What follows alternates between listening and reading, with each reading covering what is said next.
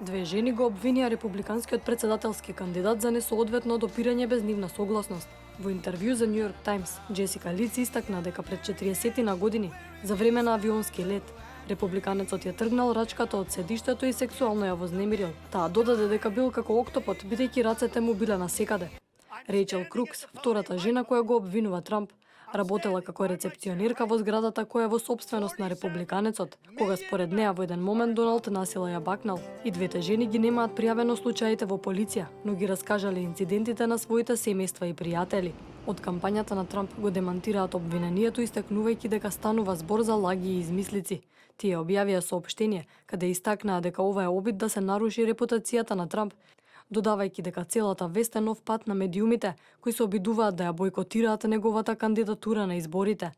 Минатиот петок беше објавен видеозапис од 2005 година, каде може да се чуе како републиканскиот кандидат кажува несоодветни работи за жените. За време на втората председателска дебата во однос на истото прашање, Трамп истакна дека тоа бил само обичен разговор и дека никогаш сексуално не би нападнал жена. Досега многу негови сопартијци му го свртеа грбот, вклучително и председателот на представничкиот дом Пол Рајан, поради низата на негови контраверзни изјави.